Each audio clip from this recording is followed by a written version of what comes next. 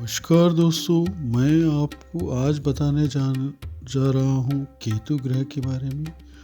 केतु ग्रह हमारे जीवन में किस तरह का फल देता है और किस घरों में बैठने से किस तरह के दोष हमारे होते हैं और केतु ग्रह पिछले जन्म से क्यों दर्शाता है और किस तरह इसका फल हमें मिलता है।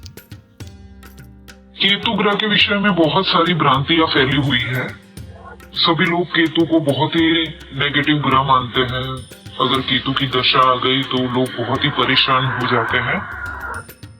देखिए, पहले तो आपको केतु ग्रह क्या है ये समझना जरूरी है।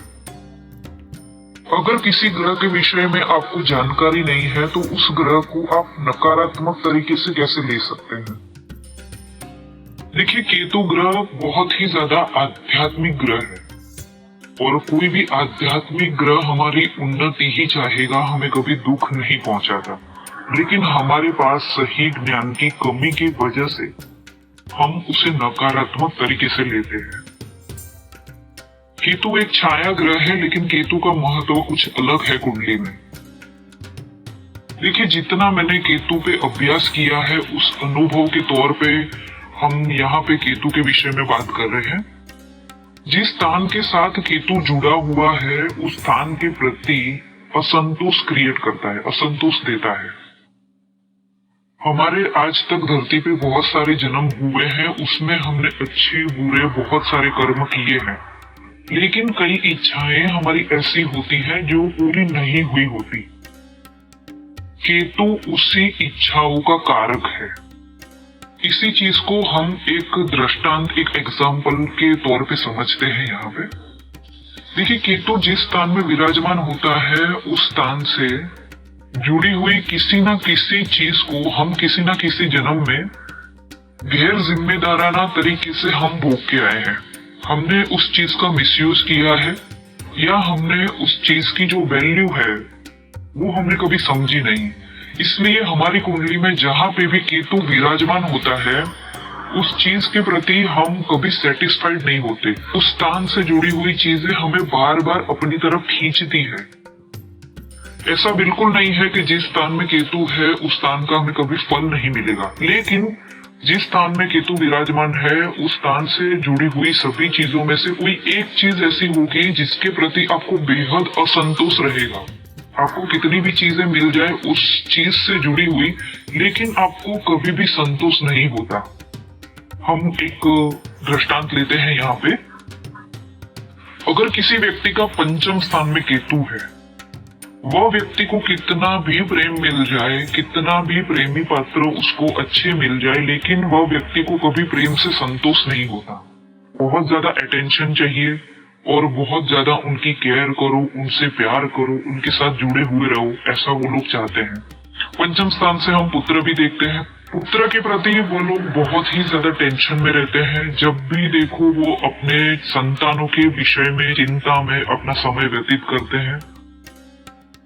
अगर हम पूर्व जन्म के कर्मों के हिसाब से अगर हम ये चीज को देखें, कहीं ना कहीं वो अपने पिता के साथ संबंध बिगाड़ के आए हैं। उन्होंने अपने जो भी पिता थे उनके प्रति मान सम्मान नहीं रखा, उनसे प्यार भरा व्यवहार नहीं रखा, तब जाके उनकी कुंडली में पंचम स्थान में केतु आया है। इसका सीधा मतलब यह है कि वह अपने पुत्र का, जो भी उनके संतान है, उनका बहुत ही ज्यादा टेंशन और चिंता करते हैं इस जन्म में। इसलिए उनको यह फल मिला है केतु के पंचम स्थान में रहने के कारण।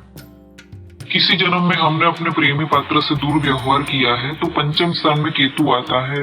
इसका सीधा मतलब भी यह है कि हमें प्रेम से, हमारे प्रेमी पात्रों से हमें कभी सुख नहीं मिलता और हम हमेशा उनकी चिंता में रहते हैं और हमें जितनी भी चीजें मिलती हैं वो हमें कम लगती है।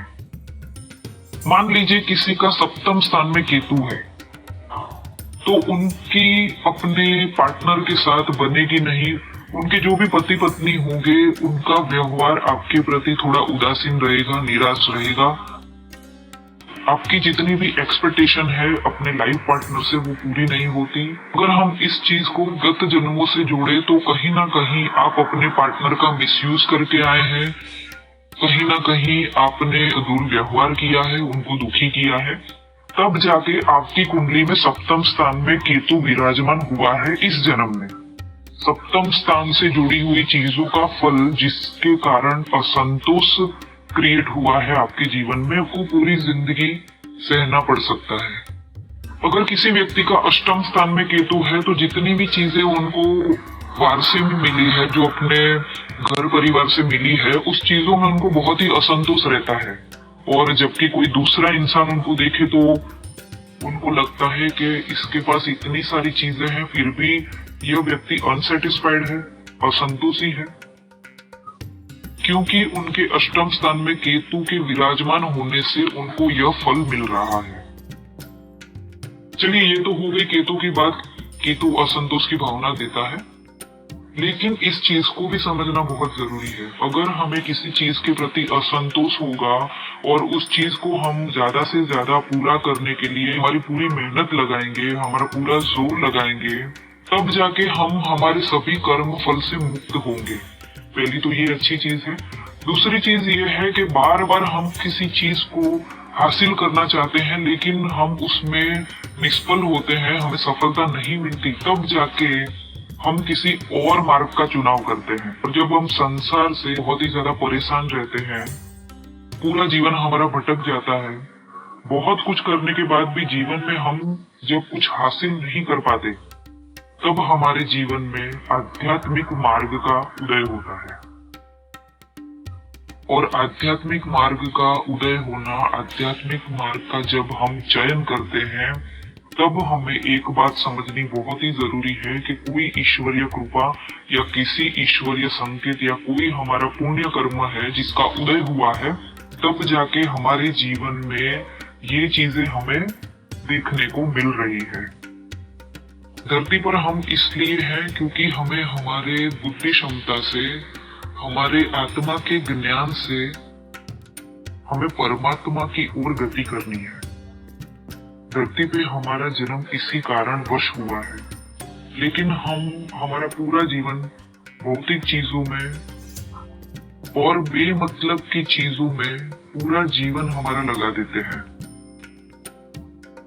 केतु ही एक ऐसा प्लेनेट है जो आपको इन सभी चीजों से बाहर निकलता है, आप सभी चीजों से हटके एक नया रास्ता आपके सामने लाता है।